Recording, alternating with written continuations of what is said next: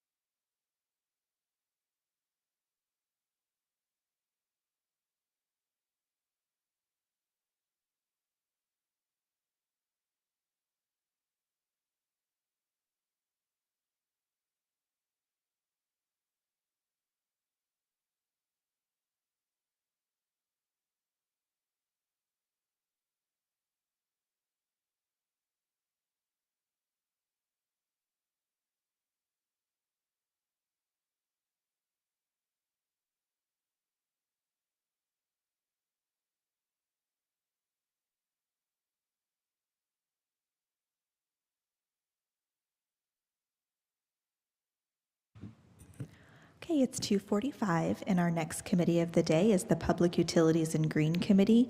Those committee members are Freeman, McKittrick, Connor, Mosley, and Holland. We do have all committee members present except for Councilman Freeman, so Councilman McKittrick will be chairing today. Whenever you're ready, Mr. Chair. Thank you very much.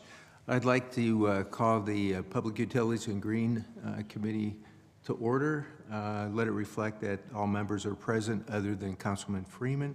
Could I get a motion to approve our previous minutes? So moved. So moved. Second.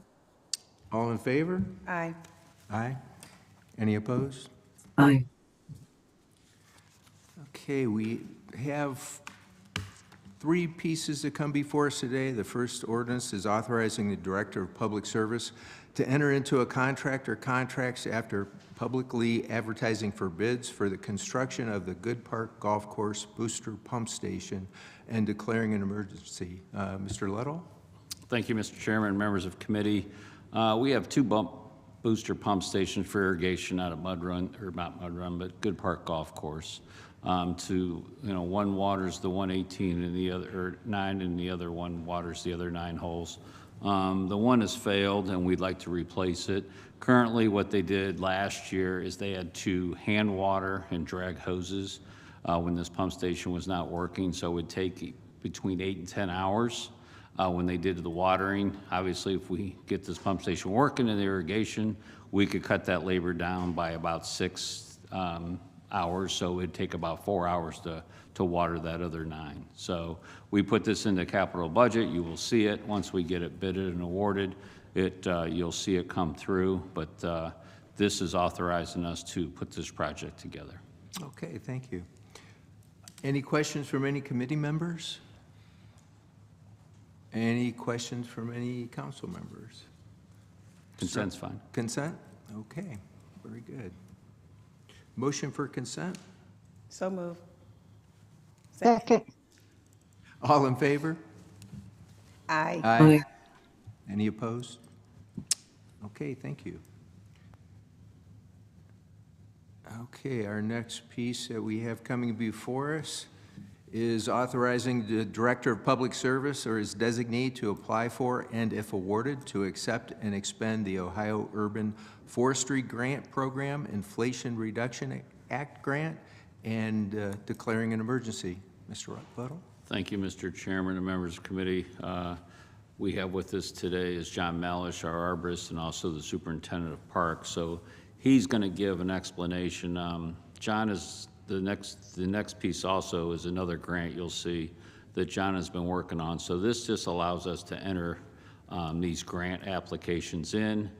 We probably will know something first quarter, March of April next year if we receive them. One thing I want to say about both these grants, there is no match required.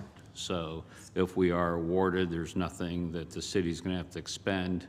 The first one is there's $9 million through the state of Ohio, and we're applying for $1 million. And he's going to talk about how many trees we're going to plant with this, but some of the other innovative things we can do with workforce development.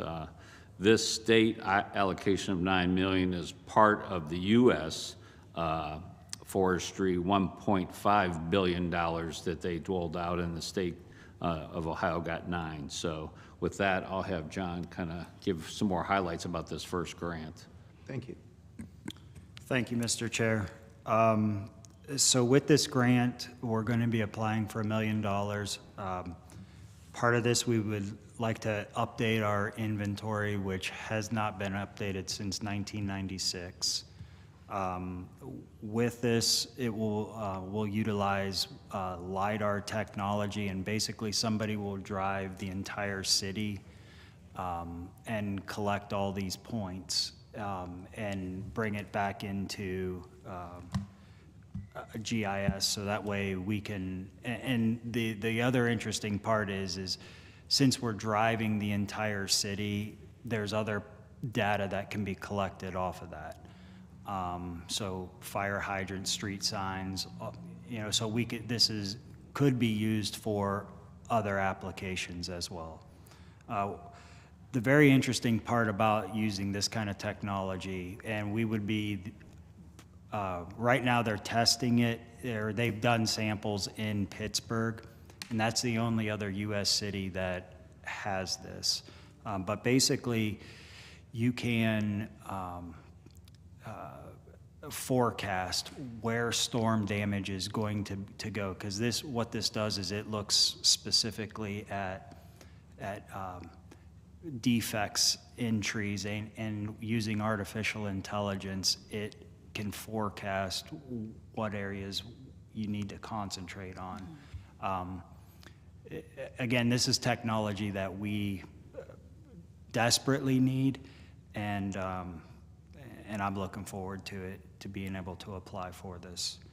The other part of this is 2018 was our last canopy study. We're going to include that portion of that into this grant as well. We intend on planting 2,500 street trees with this.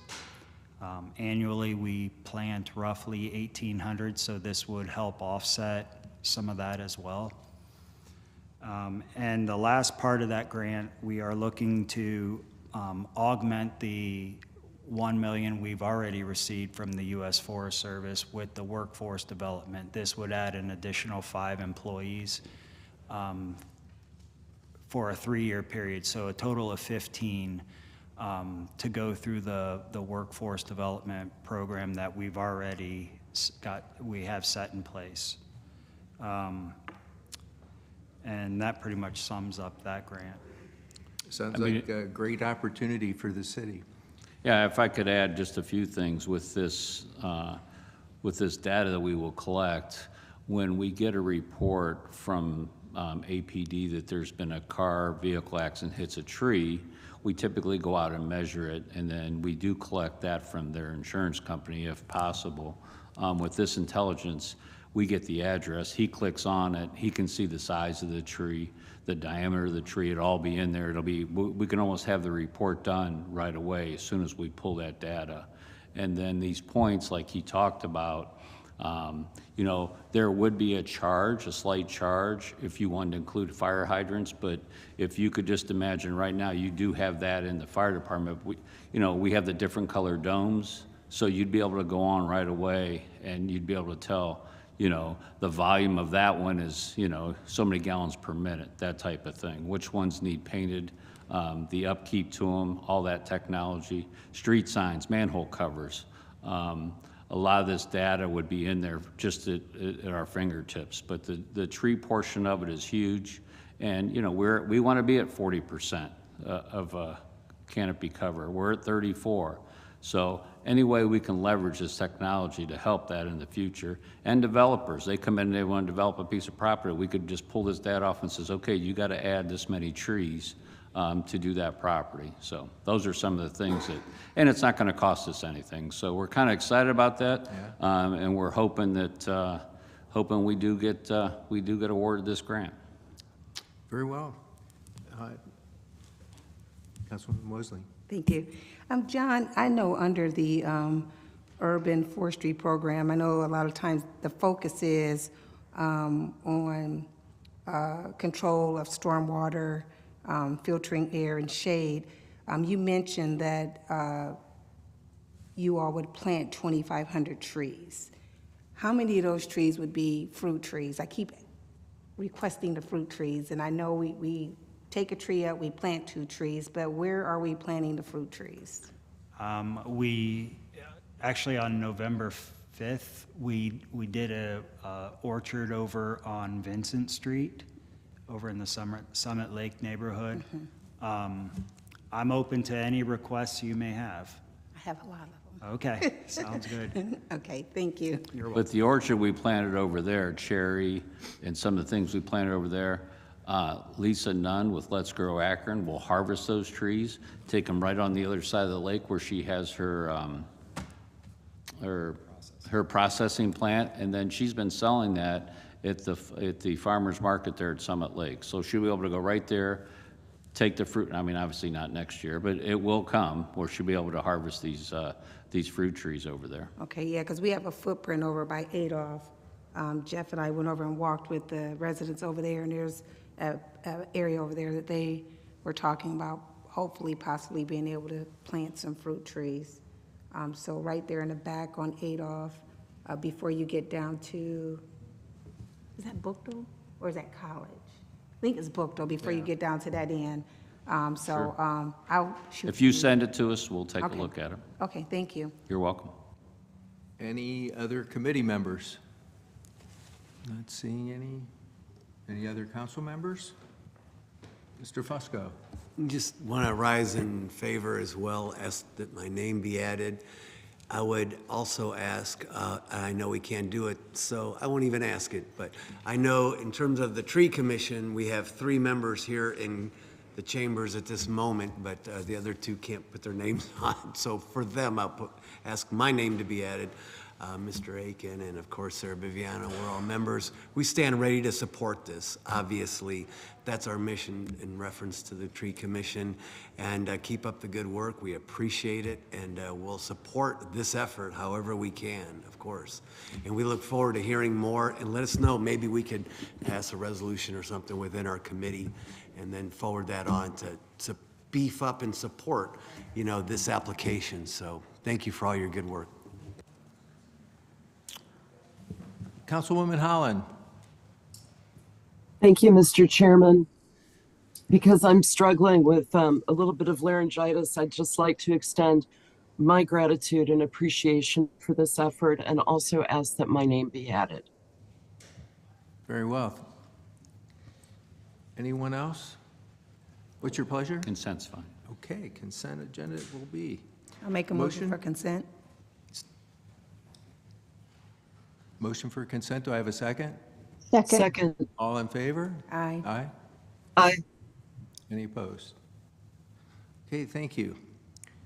Okay, our final piece to come before us is an ordinance authorizing the Director of Public Service or his designee to apply for and if awarded to accept and expend the USDA Forest Service Wood Innovation Grant declaring an emergency. Mr. Lettle. Thank you, Mr. Chairman and members of the committee. Yes, this is another no-match grant that we're applying for. The U.S. Forestry has $20 million in this program. We are applying for $300,000 of that, and that is the max you can apply for something like this. So John's going to kind of give the highlights of this, but one of the things that we want to possibly do with this grant is start a yard waste program. A lot of cities have that, where you take your yard waste and you bring it to a drop-off area, whether it's bushes or grass or whatever you're doing, you're putting a garden in, those type of yard waste, because right now I think a lot of people are putting right in their sanitation can and it goes right to the landfill, but you're paying for those tipping fees. So we feel like this is a better reuse of those things, and then we can do some processing, but I'll let John talk about more of the details. Thank you, Mr. Chair. With this grant, basically it's looking for to substantially expand or accelerate the wood products. So just to give you a background here, we produce about 300,000 board feet of lumber a year, 10,000 cubic yards of mulch, and about 4,000 cords of firewood is what we produce from dead tree removal, diseased tree removal, and just the brush cleanup that we do throughout our whole park system and street trees. A lot of this goes to the landfills. What we're looking for is to find distribution hubs, and create partnerships, and I've already been in discussions with some local vendors. But how can we get rid of firewood? How can we get rid of mulch? How can we get rid of timber and actually use our asset, which is our trees? How can we better utilize that asset? So that's what this grant is for. I'd love to set up at community centers, areas where we can offer mulch, free mulch to the residents. Really? Even compost. I mean, that's, we just had stuff delivered over at some of the ball fields, some of the compost, because we're going to be top dressing the ball fields. And the amount of service requests we're getting, is that free? Is that for us to take? And it's, so then I know the need is there. And this grant will allow us to find an end use for our product. That answers my question, because I, the past few days, saw what was over at the airport at the ball fields there, and so that answers my question. And this would be another great asset to the city as well, really, it would. Do I have any questions? Councilwoman Mosley? Thank you. Not really a question, but on the UCR, it has a request for $1 million. So you might want to update the UCR, because you said you guys were only requesting 300,000?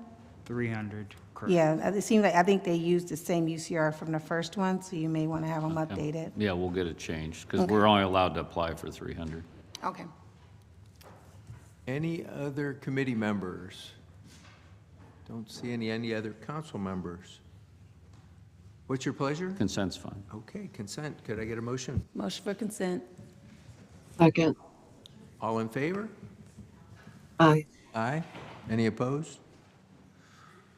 Okay, that passes. We'll get that out tonight, and there's nothing else to come before us. We'll be adjourned. Thank you. Our next committee of the day is the Budget and Finance Committee. Those committee members are Freeman, Amobian, Malik, Baylor, and Lombardo. We'll give everyone a moment here to get started. We don't have a quorum yet, so give everyone just a few minutes here. Thank you.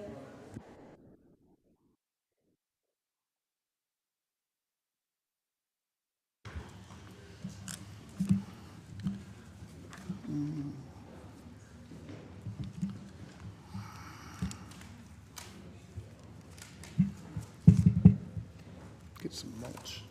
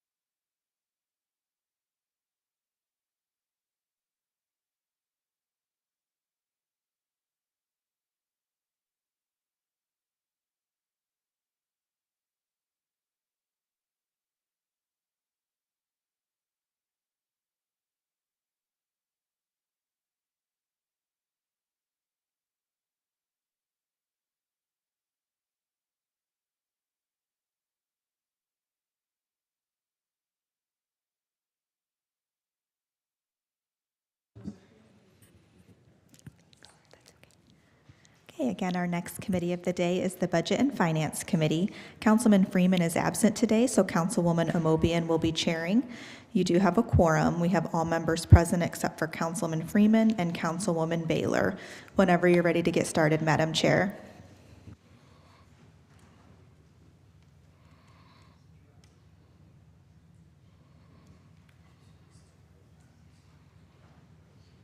Councilwoman Amobian, I think you're muted.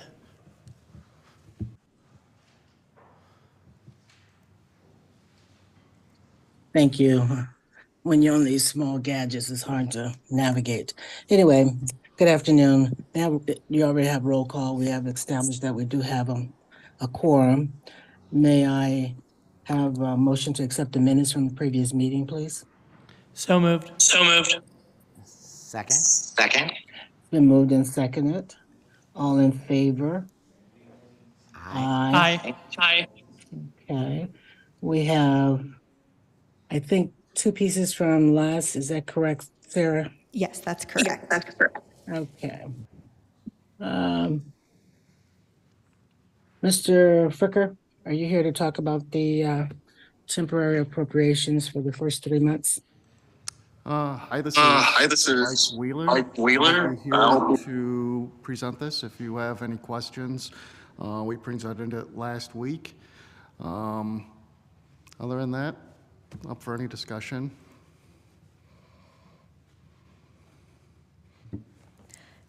Madam Chair, you're muted.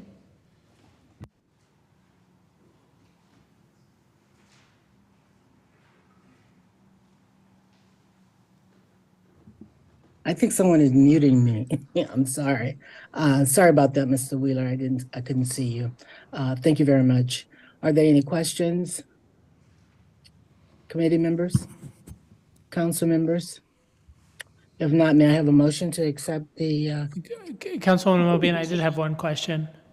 okay, go ahead. I can't see your hand. I just wanted to refresh all of our collective memories. So this is appropriating for the first 3 months of 2024 That's and correct. keeping at the current funding levels, or it's based on, it's the current funding levels from the first 3 months of 2023? Yes. Okay, thank you. Yeah, this is something we do every year. Is that correct, Mr. Wheeler? Yes, since we traditionally hold our budget hearings in the first quarter of the following year, we do a temporary to allow us to operate until we pass it in March. Right. May I have a motion to accept it? Motion for suspension of the rules with a favorable report? Second. There's been moved and seconded. All in favor? Aye. Opposed? Okay, we got that taken care of. The second item we have, will you read it for me, Sarah? Sure. Is for- Sure. Item number 2 is a resolution urging City of Akron to reallocate COVID-19 funds from restaurants to Forever Our Children's shower bus and declaring an emergency. Is there anyone here to speak about that?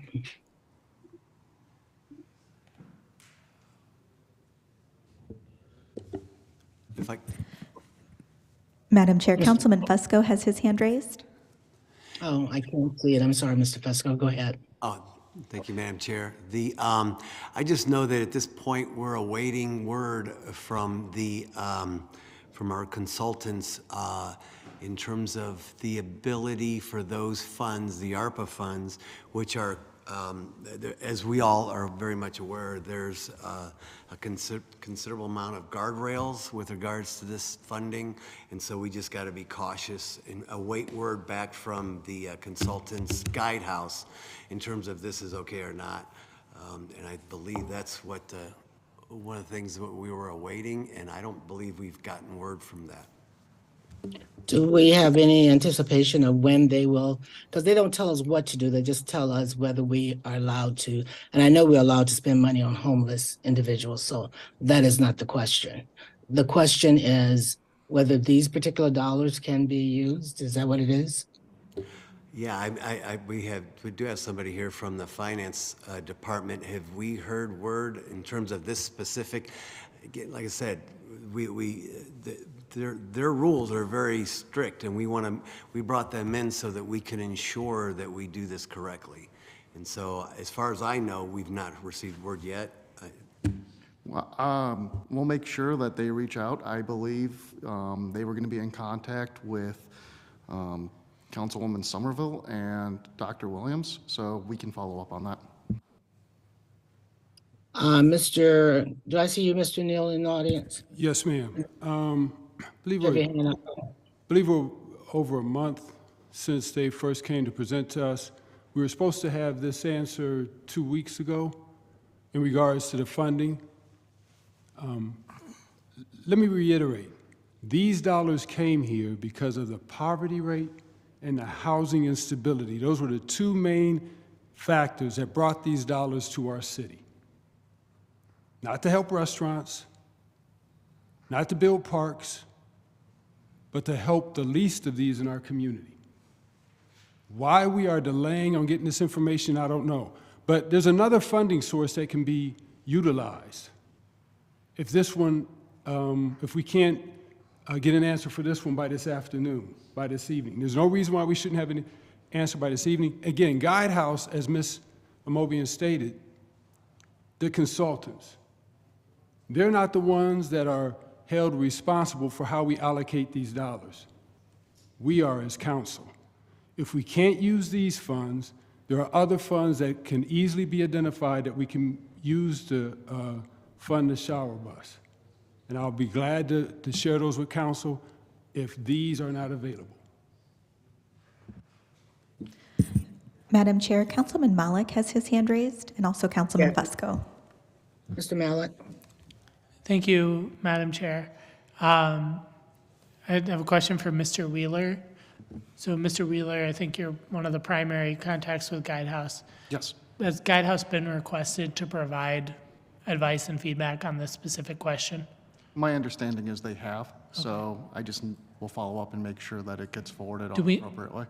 Thank you. Do we know when that request was made or question? I do not know. Okay.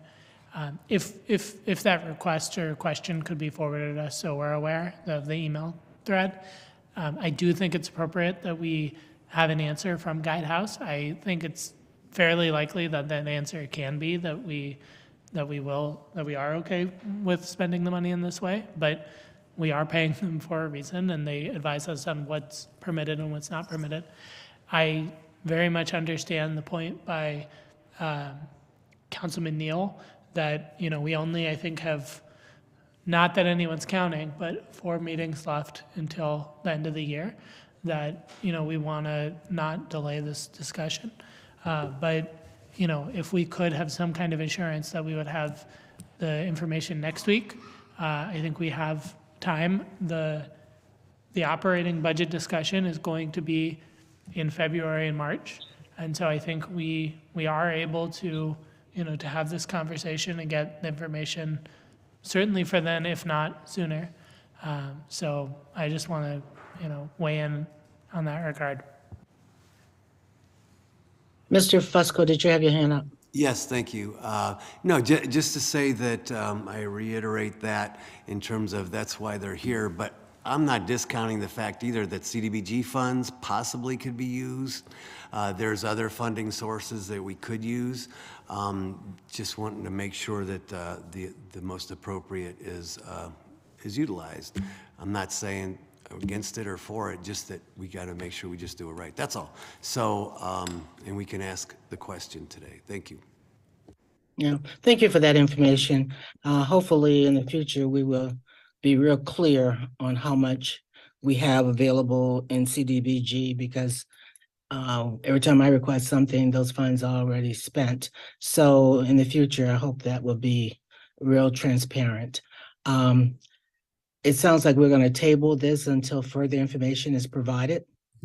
Madam Chair? Yes. Yeah, I just Yes, want to Mr. make sure that it's clear that if we can't get an answer by this afternoon, we will have an answer by next Monday. I want to make sure that that's perfectly clear with everyone inside the room. We will have an answer by next Monday regarding these funds. Because if not, like I said, there are other funds within council's budget that we could utilize to fill this request. Okay, thank you.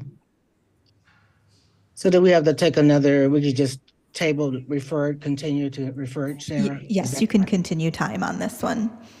Okay, let's continue time. I think we have one new item, and will you read that in, Sarah, please?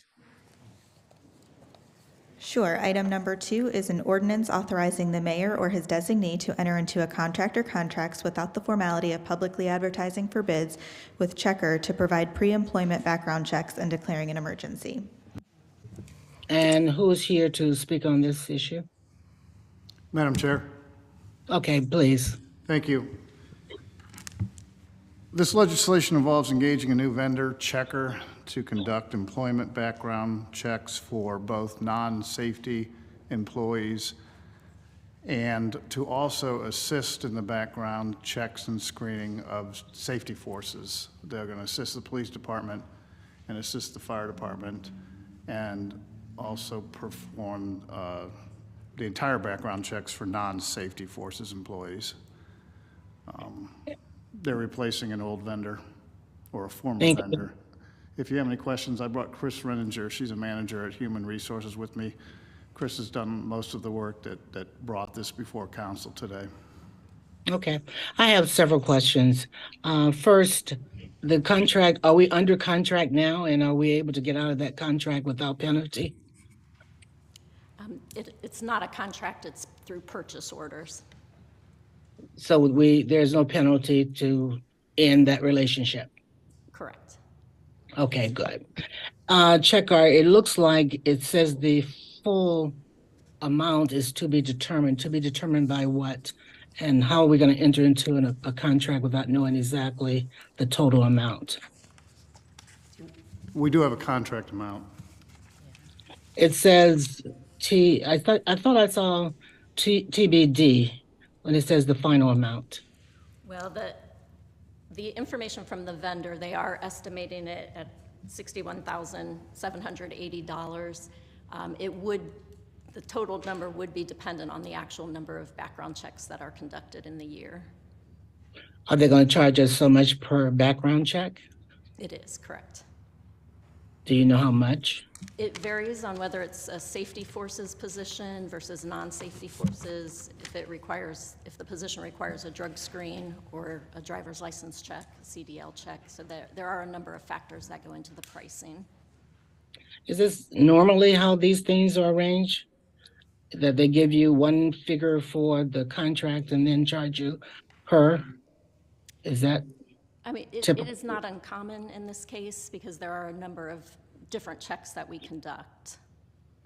And they did give us the estimate. We gave them an estimate of how many safety forces checks we thought would be conducted, non-safety forces, those types of things. So how much are you estimating it to go up to? Probably close to $62,000. A year? Yes. Okay. And this is for both non-safety forces and regular employees? Correct. Okay, very good. I think I have one more question. Let me see if I can remember what it was. There are two sources of funding. I'm assuming it's the issue $4 and the regular general operating budget or HR budget? That's correct. The amount is split between the HR budget and the safety forces.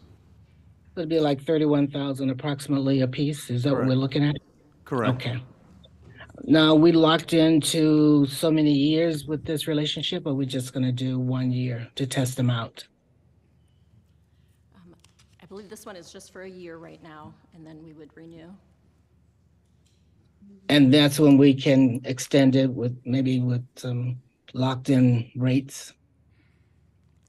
Correct. Okay. Are there other questions? Do I see, let's go with committee members first. Are there committee members with questions? Yes. Is that Mr. Lombardo, is that your hand? Thank you, Madam Chair. Just Sure. wanted some clarification. You know, there's all kinds of background checks, as you alluded to. So is this on the criminal side or just psychological side? I mean, what kind of background checks are we talking about? These would include conviction records, employment history, educational, the highest level of education that somebody's received, just to verify all of that information. Okay. And then they do also offer some help with the scheduling drug screening. Okay. Not the psychological side? No. Okay. No, that's a separate contract. Mm-hmm. I thought so. Okay, thanks. Are there other committee members? Yes, Councilman Malik has his hand raised. Mr. Malik, please. Thank you, Madam Chair. Just a simple question. I know that this would replace our current vendor. What kind of competitive work did we do to identify this current vendor? Well, and actually with our current vendor, which is Universal Background Screening, and it was formerly Open Online. I did request a meeting with them to see what they could offer with some additional services. They did not respond to me. We also contacted JDP, which is another background vendor. They initially reached out to us just for safety forces background checks, and when I asked for some additional information to do a total background check for all new employees, they did not respond again. Okay. And how did we identify Checker? You know what? Not to put you on the spot. I guess That's all right. I guess maybe a broader question is, did we consider doing like an RFP or something like that? You know, we did not send out an RFP, but we did reach out to those A couple companies that I did mention. Okay. I'm trying to see if, and actually, we did reach out to another company, First Check, as well, but their services were not quite as broad as Checker. Okay, I appreciate it. Thank you, guys. I have another question, and I think Mr. Malik reminded me. Is anyone else we know is using this vendor? Not any other cities that I know of, but I did contact another company for a reference, and they gave positive references. They said the turnaround time was very quick, their customer service was excellent, they were available to answer questions, and they liked their service. Good. One of the things I noticed in the ordinance, you mentioned that it was save time for staff. I guess staff was doing additional work with the other vendor. Can you talk about the work that you had to do in addition to what the vendor was doing before? Sure. With our current vendor, our HR staff is actually entering all of the information to start the record check. With this new vendor, the candidates actually can go in and start the record check. They enter their own information. That information is verified through the vendor. So that does reduce some of our time with the data entry. So, you know, that will help with that. It will also help with police and fire because, again, those candidates can enter their data, start that check, and frees up some of the time for the background investigators to get more in-depth in the backgrounds. And that was basically it, what the staff was doing that you could recall? Well, they enter all that data, then they do print out all of the information that comes back, and then we do have a committee who reviews all of the information that is gathered and makes a determination on whether or not they are eligible to, you know, to move forward with that position. So this checker is going to do all of that, and when you look at all of that, then you make the determination? Right, and if somebody is not qualified, right now HR does send out the notice that, you know, based on something in the background, if they're not able to move forward, Checker actually has a system set up where they start that initial letter to the candidates if there is, you know, something disqualifying. Which gives them the opportunity to confirm it or Yes, refuse? and to provide additional information if it's needed. Okay, okay. Are there other questions by is Mrs. Miss Mosley? I'm trying to think of your new name, Tara, but I think you stuck with Mosley. Councilwoman Mosley. Thank you. It's still Mosley. I have a question for you. You mentioned that the total cost was a little over $60,000.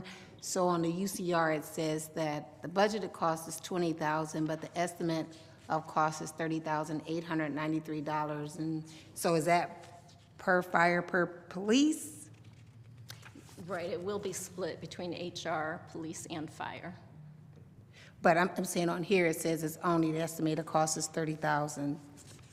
So are we talking about $30,000 for fire and $30,000 for police, or should it be the whole entire amount? If I don't know if It gets billed back based on whatever department has the background checks. okay, but okay, Steve, can you? Sorry. Typically for these types of contracts where there's one contract that is like a per occurrence type charge, we will charge it to one single code, but then there will be chargebacks to each department. So, you know, if finance had background checks, those would get charged directly to finance. If, you know, police would pay for theirs, fire would pay for theirs, service would pay for theirs. So the budget will be, and it all depends on which positions are open and which positions we're doing background. So we don't know exactly what the budget will be. We typically, obviously for police and fire, we do budget for those each year. And then the others, we kind of absorb. Sometimes we would have to amend for those if we don't know exactly which positions are going to be vacant. Okay. So, but they do get charged to the appropriate department for whatever position we're trying to fill. Okay, all right, thank you. Are there other questions by any other council members? You Madam see the other Chair. Yes. Thank you. Yeah, I would just suggest, when does this contract start? Well, we would like to start it immediately if it's approved. Okay. Yeah. Would there be concern with taking a week's time? I think so. My understanding is the police department is looking to start their process as quickly as possible. I think there's a little bit of a time issue with this particular contract. Okay. I'm okay with moving forward on it. I will say, though, that and it's no disrespect to anyone, I think this is a good example of something that, should have a competitive bidding process. And part of why I think we should have a policy for when we do that and when we don't do that. Just, it seems like there are many firms that could potentially do something like this. And again, it's not at all, a reflection on anyone, but I just, I know we're in a rush on things like this, and certainly we don't want to rush. We don't want to slow down safety forces hiring. We definitely get that, but I just want to, highlight that from my perspective. Okay. So we ask for passage with suspension of the rules. Madam Chair, Councilman Lombardo has his hand raised here in chambers. And that's I'm exactly. sorry. Madam Chair, I'd just like to make a motion to suspend the Okay. rules. Favorable report. Okay, is there a second? Second. Okay. All in favor? Aye. Aye. Aye. Opposed? The motion passes. Is there anything else? I don't think so, Ms. Sarah, is that correct? That is correct. Okay, thank you. And we are adjourned. Our next committee of the day will be the Rules Committee. Those committee members are Freeman, Fusco, Amobian, Connor, and Malik. Councilman Freeman is absent, so Councilman Fusco will be chairing today. We'll get started here in about 5 minutes. Thank you.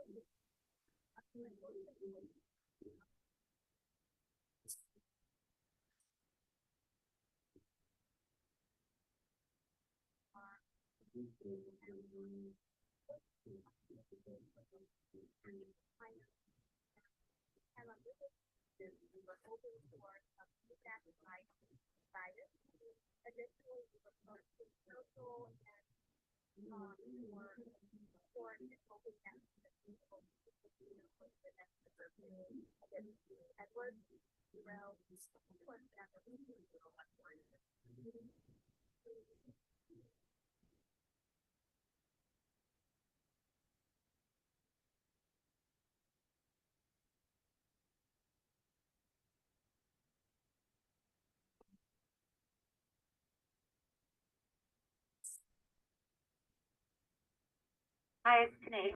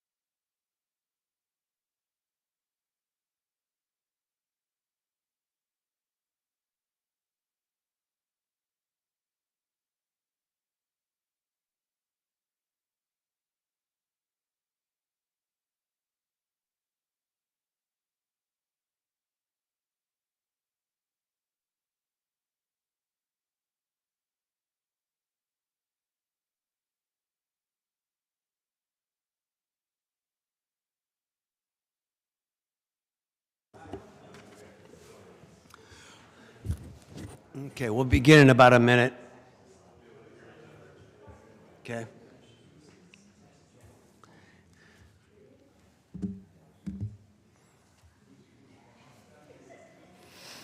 Everybody get a chance to sit down, chill out. Okay, are we ready to begin? I'm ready if you are, Mr. Chair. Okay, very good. I think everyone's seated. We'll begin the Rules Committee of Akron City Council. I'd like to request a roll call, please. Freeman. Fusco. Aye. Amobian. Present. Connor. Aye. And Malik. Aye. All committee members are present except for Councilman Freeman. Thanks. I'd like to request a motion to accept the minutes of the previous meeting. So moved. Second. All those in favor, say aye. Aye. Aye. Aye. Against? Hearing none, they're approved. Last week, the chair of the committee, Mike Freeman, requested that the council have time to study and learn before discussing this complex and complicated resolution. I'm talking about item number 1 on our new list of legislation. During that time, we had several meetings, discussions, give and take. In no way do I want to discount, though, the work of Mr. Neal and Ms. Mosley with regards to their original introduction of what they had introduced last week. Do not want to discount that whatsoever. And the good work that they did on that.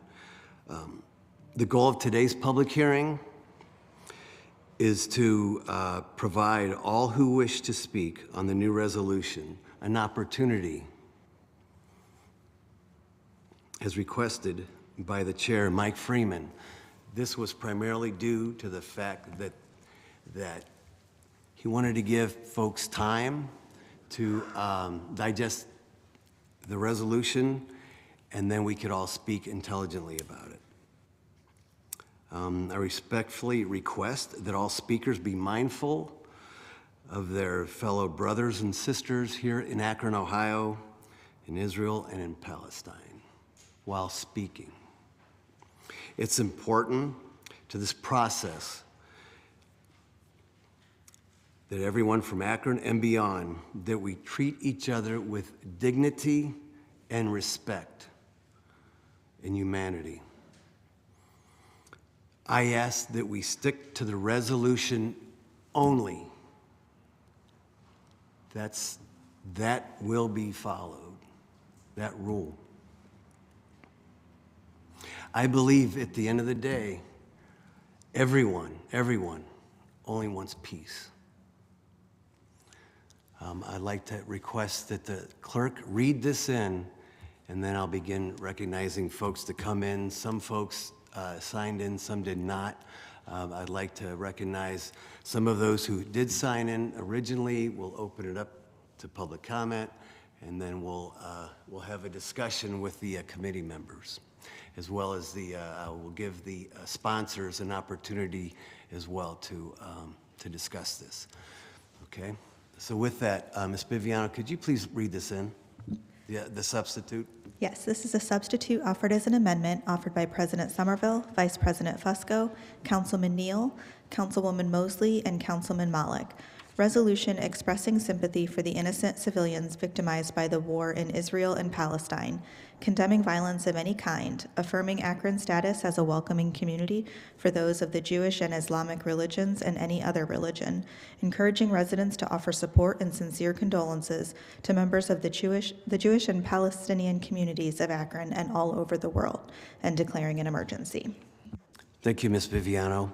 To open up, and I did kind of call this a public hearing, and we will handle it as such, but we'll try to recognize everyone. First of all, I'd like to, if you could please provide for us your name, address, title, what have you, and we'll give everyone 3 minutes apiece, as we typically do, and we'll go from there. So Daniel Blaine, we'll ask that you please come to the microphone and introduce yourself. And thank you for coming down today.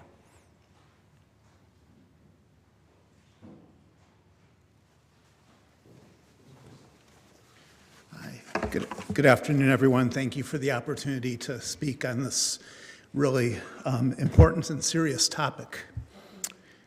Members of council and the Rules Committee, the Jewish community of Akron truly appreciates the efforts the city has taken to bring together the Jewish and Muslim communities to discuss the proposed resolution. This alone speaks volumes about the type of leadership and the type of community that we have. I feel that the conversations have been productive in allowing each of us to better understand the pain and anguish we've experienced since October 7th.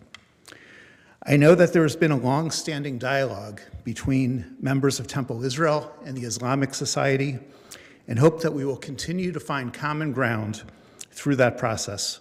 After all, we are all the children of Abraham. I also don't think there's any debate about the extent of the human tragedy playing out in this war between Israel and Hamas. And note that I said Hamas and not the Palestinians. At the same time, while the revised resolution is more balanced than the original draft, I continue to have serious concerns. In discussing this with other members of our community, we feel strongly that the statement, like the one council approved after the barbaric and unprecedented Hamas terror attack on October 7th, should stick to the humanitarian aspects of the conflict. Therefore, we propose removing sections 4 and 5, which are overtly political, and attempt to solve what has been a complex conflict stretching across many decades and far beyond the scope of Akron City Council. While a two-state solution with both Israelis and Palestinians living in peace and security is a shared aspiration, it will be up to the parties on the ground and their intermediaries to determine how best to get there. And in the meantime, in the spirit of humanitarianism, and noting that today is United Nations World Children's Day, we would hope all can agree that the immediate focus should be on the release of 240 hostages, including a baby born in captivity, toddlers, children, women, the elderly, who were kidnapped and taken prisoner by Hamas in Gaza, a war crime in violation of any measure of international law and human decency. Thank you for your time and consideration. And for the record, by the way, I'm the CEO of Jewish Akron, the Jewish Community Board of Akron, 750 White Pond. Thank you. Thank you for your comments. Rabbi Joshua Brown.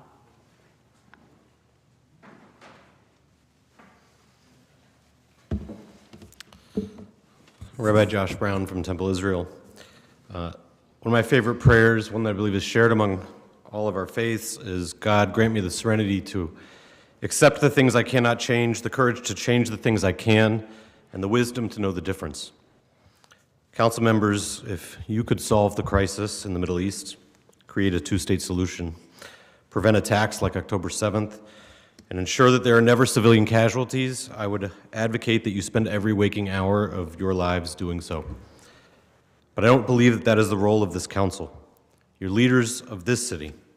And in this city, since October 7th, anti-Semitism and Islamophobia have increased by as much as 400%. Last week, during a class discussion, my 10-year-old son's classmate sat down next to him, not knowing he was Jewish, and said, "Don't you think Jews are bad and ugly people?" I'm sure similar situations are happening for my Muslim friends and their children. And yet in the last week, members of this council reached out to me directly to be a part of this conversation. We are grateful that we are not anonymous to you. Members of this council sat with us for hours to figure out how we can come together. I, like Mr. Blaine, am still not fully comfortable with the language in this resolution. I don't believe this council should comment on what it cannot control 7,000 miles away. But I am deeply encouraged by the way in which you did not hesitate to be the very first leaders in this city to put together a thoughtful resolution, and perhaps more importantly, after October 7th, to be the very first leaders to bring the Jewish and Muslim communities of our city together after our hiatus for weeks. Two communities that have been very close for years now, but had been unable to talk until you called us together. I'm encouraged by what I heard from my Muslim friends, what I heard them say in meetings about the future, and I learned a great deal from them. I wish we could have had these conversations earlier, at times that weren't so fraught with violence. The members of this council reached out directly and listened at times for hours to the pain we are facing gives me hope. And so I ask that you change this conversation in the future. I encourage you to pass a resolution that acknowledges the suffering and pain that Palestinians are experiencing. Sections 4 and 5 have been the challenging paragraphs from the beginning. I believe that we've made them better, and I hope after today that our focus will be on the discrimination and hate that both our communities are plagued with in our own city. Those children are in our city and in our care. They are the ones who look to us and to you. Let's come together to resolve their problems and make that the discussion that we should be having for hours on end. Thank you for your time. Thank you. Thank you. Rami Feinstein? I hope I pronounced that right. Is it Rami or Rami? Rami or Rami? My name is Rami Feinstein, and I'm the Israel emissary for Jewish Akron. I came here a year ago with my family. I am Israeli. I am a musician and a drummer that I used to play with for many years. His brother is now held captive, kidnapped in Gaza. Yotam Chaim is his name. Since Hamas was in power, got to power in 2006, after being elected as the government of Gaza, me and my family and my relatives and my friends have been often, we need to go down to the shelter because we are being bombed. I've been living in Tel Aviv, not next to Gaza.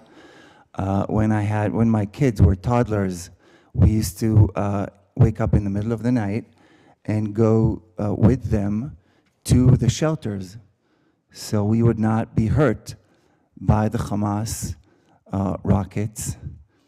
And I can also speak from personal experience as an officer of the IDF, telling you exactly how we educate our soldiers from basic training to the officer's course and what are our values that we teach.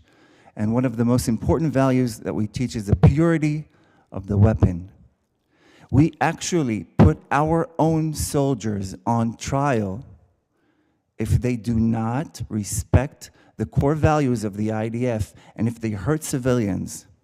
We do everything we can to not hurt civilians, and I can tell you from firsthand, and I wish, my dream is that one day that approach would be taught in the kindergartens in Gaza, where they teach that it's good to kill Jews, that Israel should not exist, that Israel is not on the map. When they have math problems, how many Jews did you kill? From day one, they teach hatred and death. I wish that was the case, that we shared the same values. On the way here, I met Ahmed Jadala. Okay. And you seem like such a nice person, and you commented on my shoelaces. So I feel like I could have coffee with you and maybe be your friend. And I want to talk to you because you're the only one I know here that's not Jewish. I see you as a partner. I think we have a mutual enemy, and that mutual enemy is Hamas. You are not my enemy. Our mutual enemy is Hamas. Oh my God. Yeah, if you could please wrap up, please. I'll wrap up. Thank you. Thank you. I'll wrap up. I just want to say, for so many reasons that you probably know even better than me, Hamas is our mutual enemy. And I think by accepting this resolution, the current resolution, we are doing two things. We are contradicting the first resolution. Because if we're saying terror is bad, we cannot reward it by accepting the narrative. The first resolution did not accept my narrative as an Israeli, 2 sentences. The first resolution did not accept my narrative as an Israeli about us being indigenous to the land. The second one should not accept the Palestinian ones. When we do that, we say that terror pays, that we're rewarding the terror attack. It contradicts the first one. So please reconsider, especially 4 and 5, and keep it to the humanitarian, not the political. Thank you very much. Thank you. Thank you. Next, what I'd like to do is request those in the front row here that wish to speak an opportunity that, well, it's up, if you'd like to, I know previously there's some other folks from the Jewish community like to speak as well, but I was going to allow the individuals that are here on, who would just like to speak, who just showed up, who's not been an opportunity to speak first. But Dr. Jahala, if you'd like to, you're more than welcome to. Can I request the same 3 minutes and 30 seconds, please? Yes, yeah, fine, that's fine. Thank you. Thank you so much for coming down today. I know you had to do some juggling. And there might be more juggling a little bit here. Thank you. So anyways, my name is Ahmad Jadala, 120 Northwest Avenue in Talmadge is our office location. And first of all, I'd like to thank you guys for taking up this resolution. And just to say to my friend here, actually, no, you're not my enemy, but people like Ben-Gvir and Smotrich who spew hate and say that they want to eradicate the Palestinians, dispossess Palestinians more, arming settlers. It's almost like state-funded terrorism, if I'm not mistaken, if you arm settlers and they go to kill people and kick them off their land. But we'll get back to my points here, but those are my enemies, the people of hate. The second thing I'd like to say is I'm a little surprised with Daniel and Rabbi Brown because we met for hours and hours and we agreed upon the wording, and we truthfully did not have to reach out to the other side, but we did. We reached out to the other side and we made compromises, and everybody agreed with it. And I don't know what happened behind the scenes, but we agreed to it. The council members that were there, you heard us agree to it, correct? I think, well, you weren't there, Margot Summer was there, and Shamus, Shamus agreed to it. So we all agreed to it. So as long as we're all on the same page there. The other thing too is, this was not to discount the tragedy of October the 7th. This was to bring attention of the ongoing tragedy of the Palestinian people, their dispossession, their killing, the illegal imprisonment and detainment, or if you want to call it hostage taking, of tens of thousands of Palestinians. That's what we're talking about. We've waited for weeks for a resolution acknowledging this, as well as the continued ongoing tragic loss of the Palestinian lives and the need for the bloodshed to stop. The resolution condemning the October 7th attacks was passed urgently and swiftly without delay, and that's understandable. Now we're at least 13,000 people that have died, plus tens of thousands have been injured. This resolution is undoubtedly, if not more important, more of an urgency. Injustice and inhumanity must be called out no matter where it occurs and when it occurs, friend or foe. It must not be tolerated and brought to an immediate end. We as Americans are told and taught to uphold certain values, and we ask our friends and our allies to share our beliefs. When they do not, we must call them out and definitely not support it vocally or financially. Illegal occupation and disregard for international law are not American values. Apartheid is not an American value. Hate is not an American value. Collective punishment is not an American value. Denying innocent victims water, food, medical supplies is not an American value. Bombing schools, churches, mosques, and hospitals, no matter what, are not American values. The ministers in the government and officials in Israel are guilty and complicit in violating the law and must be brought to justice. Their behavior is not only harmful to Palestinians, but also to Israelis and to the rest of the world, including Jews around the world. While members of our Jewish community have been hurting and trying to recover from the events of October the 7th, we're here to tell you that we know how you feel and we know your pain. We understand about the tragic loss of life. We've been dealing with it for 75 plus years. That, coupled with displacement and uprooted from your ancestral homes and villages, it's unconscionable. Our healing process cannot start as our suffering is ongoing. To take a quote from Bill Clinton in his campaign that helped him win the presidency, it was stated the reason for the need for a change in leadership was, it's the economy, stupid. The same thing applies here. It's the illegal occupation and blockade, stupid. Liberating the Palestinian people will also liberate the Israelis. It was a pleasure to draft this resolution with the help of our Jewish brothers and sisters. It was nice to see that they also agreed that the occupation must end, because that's what they said at the meeting, as well as the removal of all settlements in occupied Palestinian land. They took a bold step against standing against extremists that seek to harm and dehumanize and delegitimize the Palestinian right to stand up for free for a free and sovereign state on their land. Thank you from the children of the light that will never be dimmed, from the cure to the cancer of injustice, and from some of the most beautiful and kind-hearted, loving creatures that God has ever created. Thank you very much. Thank you. Thank you, Doctor. Again, those that are here are welcome to step up and say something that wished to last week. They're welcome to step up and say something if they wish to. Hi, DeJuan Wash, Deputy Executive Director of the Freedom Block, 1561 Treetop Trail, Akron, Ohio, 44313. It's been a very trying month for many of us in the community, and certainly for those who are directly impacted by this issue in Palestine and in Israel.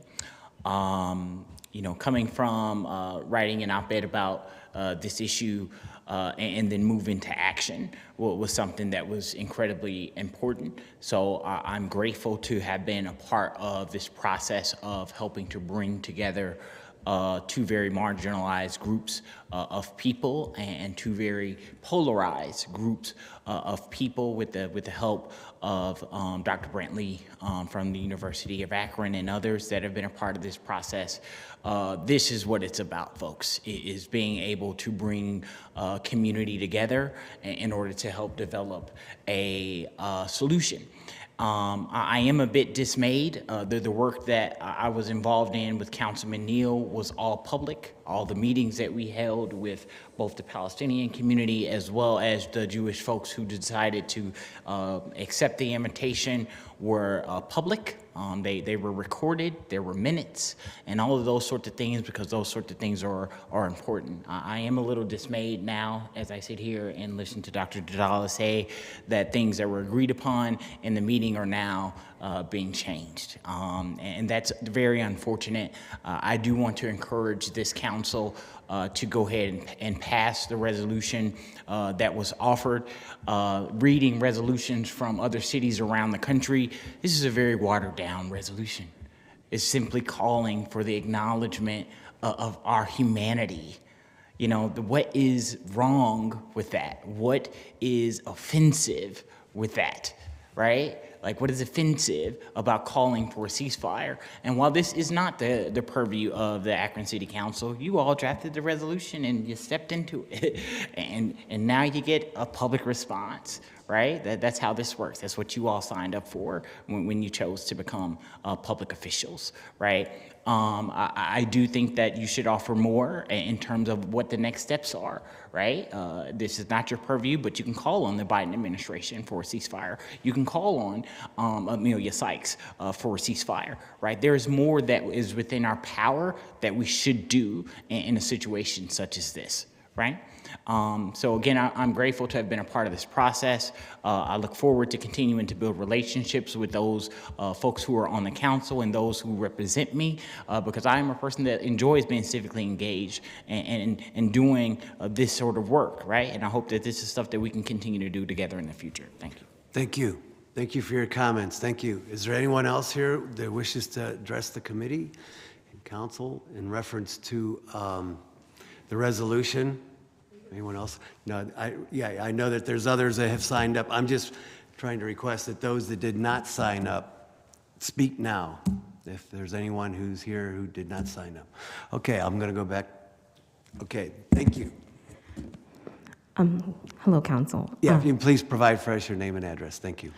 I'm Evie Brown. I don't feel comfortable providing my address, but if you request it of me again, I'll do it at the end. I just wanted to say that the resolution that we have brought forth today has had been watered down significantly before it was even presented to you guys about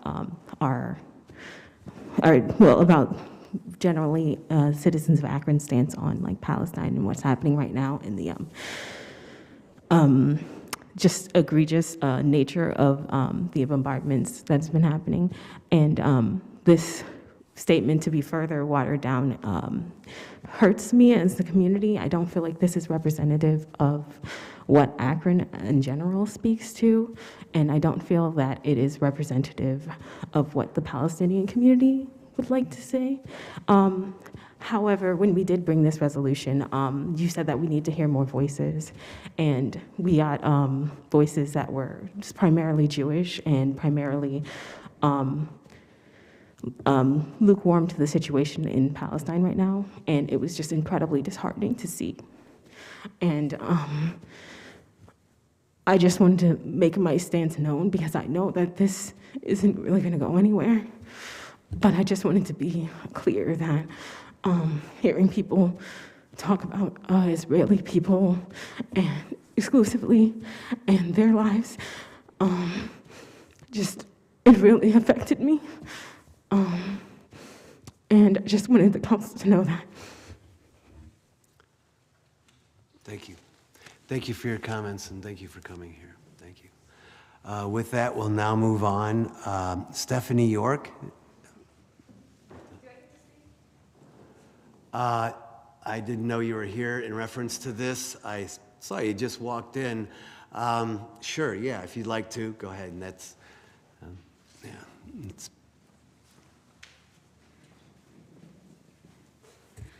Sorry for just rushing in. I actually had to run in, so I'm going to be pretty out of breath and scatterbrained, but I wrote some stuff down. I think, as a lot of the people who came to City Council earlier predicted, the first resolution that was passed, it was passed through with more haste and less consultation, and was used to put essentially Zionist genocidal rhetoric onto official paper. This second resolution, with less haste and more quote-unquote consultation, seems to be used as an opportunity to hijack a resolution that was originally drafted by multiple local Palestinians to bring in quote-unquote more voices that just crammed in more of Zionist genocidal rhetoric to give more of the mic to and put more of it on official paper. My question is, was this a plan all along? When we came to you about the injustices of the first resolution, was this always a strategy to play on the hurt and grief of your Palestinian constituents, to allow people complicit and explicit about their support of genocide to just that's where I stopped writing, but just have the mic and just continue to do this? I really ask that you just go with the first one that was written by multiple Palestinian constituents, and this is just very concerning, disappointing, but not surprising. Thank you for your comments. Stephanie York.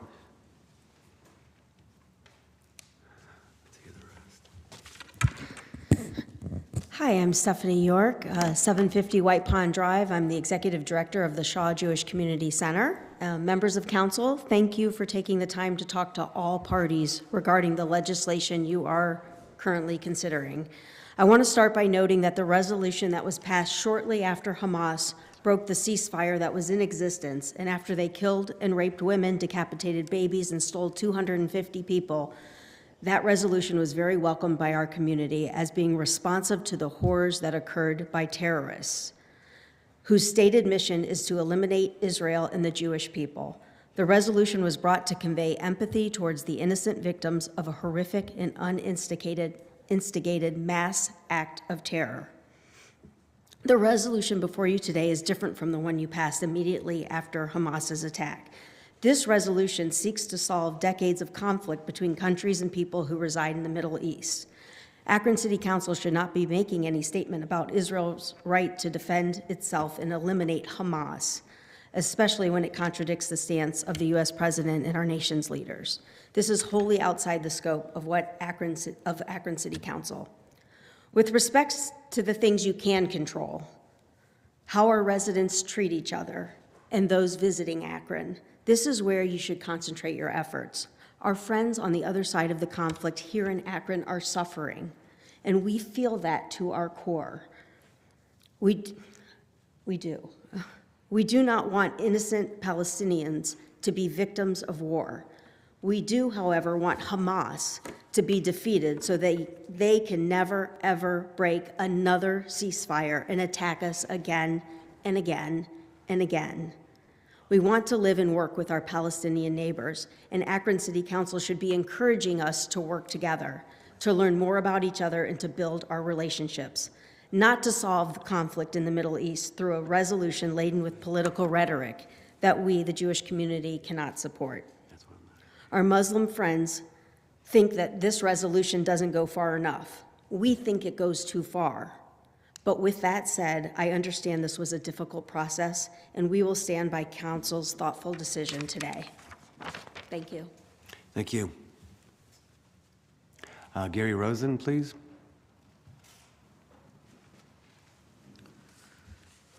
Thank you, Vice President Fusco, members of council. My name's Gary Rosen. I'm an attorney in private practice here in Akron.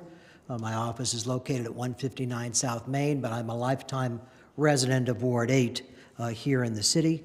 I'm also proud to say that many years ago I used to work for this august body through my work in the Department of Law. I am a past president of numerous Jewish organizations, including the organization that is now called Jewish Akron. I've spent significant time in Israel over the years. I think at last count, I've been there 9 times and have numerous friends there, including friends that have lived nearby Gaza. And so I have heard from them directly as to what has gone on over the last 30 days. It has been a horrendous situation which this council recognized shortly after October 7. All of us here today, on all sides of this issue, could spend hours upon hours discussing each line that is in the resolution. What is amazing to me, as a longtime resident of this city, is the thoughtful deliberation that this council facilitated on this topic. All of you could have set this aside, as has been said by some of the speakers today. This is not normally in your lane. You chose not to do that, and you chose to take efforts to try to bring the community together. That is truly an incredible accomplishment. And while many speakers have said, and I will echo those comments, that the resolution is not what any of us in this audience today would draft, and what any of us would endorse if we were asked to draft a document for this august body to review.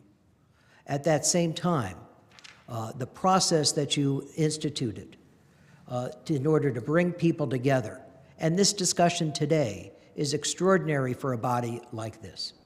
And for that, I applaud all of you for taking the time and the effort to try to tackle that has been something that has been impossible for diplomats and politicians to resolve over the past decades, if not far longer.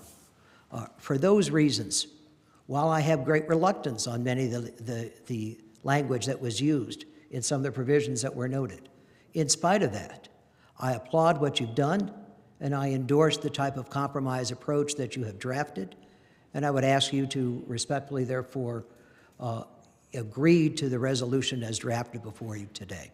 Thank you. Thank you, Gary Rosen. I'd like to request that Hassan Halawi, if you, the president of the Islamic Society, please come forward.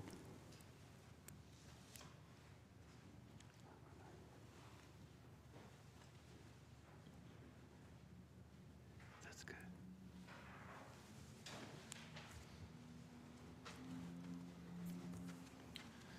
Good afternoon. Can you hear me? Okay.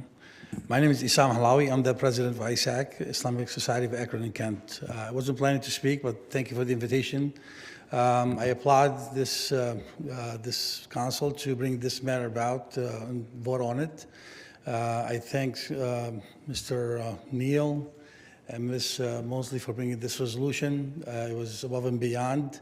I also appreciate bringing us together with the counterpart to collaborate on this resolution. We spent countless hours. Thank you, Councilman Malik, to really facilitate this process. And I echo Mr. Rosen in comments, and really applaud you for this work. I want to stay relevant to this resolution as you, in the onset of this meeting, I'd like to kindly request to pass it, and thank you so much. Thank you. Thank you for your comments. Stuart Gluberman.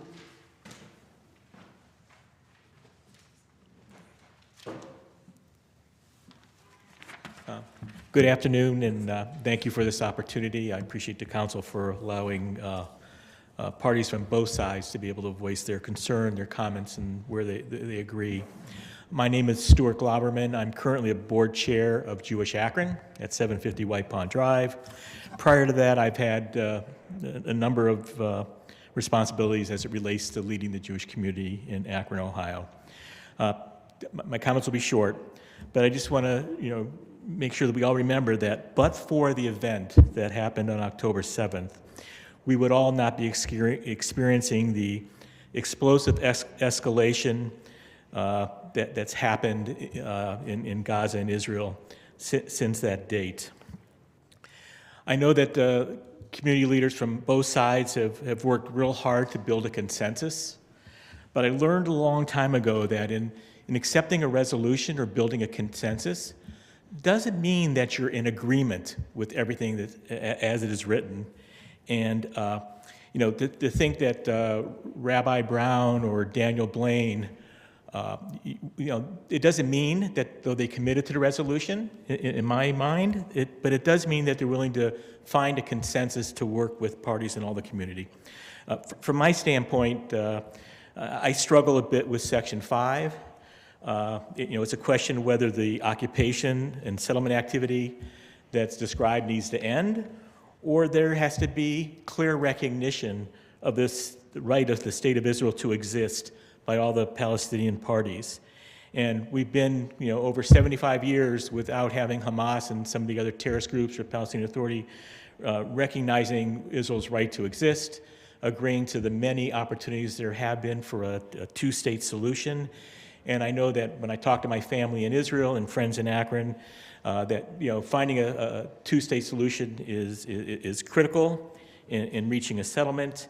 And with that, I do appreciate all the parties working really hard to find a resolution that people can, maybe can't accept every piece of it, but it gives us the opportunity to reach a consensus that will allow our community to work together to unite and to keep communication open as we go forward. Thank you very much. Thank you. I'm going to ask if there's anyone else. Okay, seeing none, thank you all for coming down. Certainly appreciate it. And now I'd like to give an opportunity to the sponsors. If they have any comments that they'd like to make at this time. Anyone? Okay. Ms. Mosley? Thank you, Chairman Fusco. I want to thank everyone who took time out of their day to come and speak to this resolution. I want to also thank Councilman Malik, Councilman Fusco, and President Somerville for meeting with both communities collectively and coming to a consensus that everyone won't get everything that they want in this, but compromise to say it works for now. We've passed resolutions across this horseshoe since I've been here for almost 10 years, urging whether the president or the state or other entities to act or not to act on certain issues. I do believe that is part of our job around this horseshoe. And I think it's important that we lead on this, not just around this horseshoe, but for this community, for all of this community. I think the Palestinian community that lives here wants peace. I believe the Jewish community who lives here, they want peace as well. And I think this is a fair compromise to reach that. Around this horseshoe, when we bring in legislation, there's always some give and take. Maybe there's something within that legislation that one of us may not agree on, but we have to compromise in order for our community to move forward. And I think that's what this does. I thank Mr. Rosen for your thoughtful comments. Thank you. I think this is what it takes for us to be able to move on there's things within it that we all are not going to agree on, but there was a consensus when you all met, and I think it's the first of many long overdue conversations that need to be had in this community so we can move forward. As I've stated before, I am learning along the way, but I appreciate learning. I've spent more time learning about this conflict that spans my lifespan, but I want to know and I want to learn more. I think it's important for us all to learn, but that all starts with that first step, and that was you all sitting around the table and having a conversation and coming to a consensus that will work for this community. And I'm glad that we will lead on this here in the state of Ohio. Other municipalities have passed ceasefires. I have sent one to my colleagues that came out of Michigan. I think it's important that we lead here in the state. I think it's important for our Jewish community, for our Palestinian community, for our Muslim community. I think it's important that we lead on this. And again, I want to thank my colleagues for sitting at the table with our community and saying we need to do something. So thank you. Thank you for your comments. Anyone else at this time? Any comments? Mr. Neal? Thank you, Mr. Chairman. I too appreciate all those that came together to share. But be it on council or be you just a citizen, we're a global community now. You know, I think of when Dr. King spoke out during the Civil Rights Movement about the Vietnam War, because the resources that were used to fight that war, he called for them to be used to fight the poverty here in this country. We still have those issues. Look right here in the city of Akron. We had the Brookings Institute report that talked about the disparities that we still have not addressed, that are going to be exacerbated just because of the way our economy is going. I don't need to tell you about the gun violence amongst our youth. So I understand, and I thought starting out that, hey, you know, this right here is far-reaching because of those problems that impact our community right here. But the more I looked at it, the more I looked at how speakers like Dr. King and Malcolm X and many others spoke about this, we are a global community now.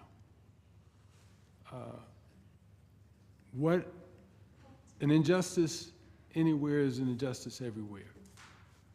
And we have to learn how to function as a human race.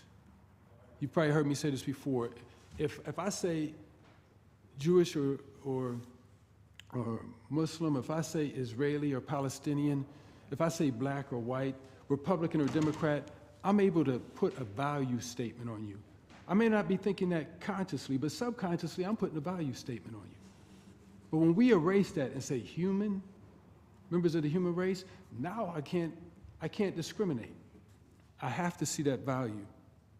And so one of the challenges, in this city, we talk about collaboration and inclusion. And I found that we're cool with the collaboration and inclusion as long as you think the way I think. Second, you don't think the way I think, it becomes difficult. But I want to say I appreciate, I wish I could have been here, I was out of town, those who have come together. I appreciate those who have gotten to know better through this process and talking with them. But I think we can't kick this can down the road any further. I want to propose this, and we always said this was just a start. January 16th is National Day of Racial Healing. This city passed a resolution almost 7 years back now. It's an opportunity for communities to learn about each other. So I'm just putting that as a pin that we can reach to members from all communities that have an interest in this and what's happening in our city, where we can use that as an opportunity to learn about international affairs as well as local affairs. But in regards to this resolution, there's 3 concerns that I have. One is, in the first resolution, it said City of Akron. The mayor isn't here, nor is one of his representatives, but in this one, it was changed to, okay, no. They changed back. Thank you. It was changed back, because it was Akron City Council. So, see, reading is fundamental. Reading is fundamental. So I appreciate the change back to the City of Akron. And I have to be honest, this is me. I don't see a problem with 4. I do understand somewhat with 5. But when I listened, Sunday is when I do all my catching up on international what's happening. And everybody was saying the need for a 2-state solution. You know, I share with Rabbi Brown, I've been trying to, I don't want, especially with AI, you have to be careful because it will just feed you what you want to read. So I've been intentional about trying to read the Harrods and the UN Times. Now, I'm a little bit behind on reading some of the stuff because it's a lot. But I've been trying to read so that I don't just get what I want, you know, what I want to read. So I'll have to learn more about why asking for that. I know working out the fine details is where the challenge is. No. But trying to get to understanding, because without that, that means there's no compromise. And I don't see, no compromise isn't a solution here. So again, I appreciate what's been shared. I do know in Section 5, there was a concern about asking all governing Palestinian parties and not asking all Israeli parties.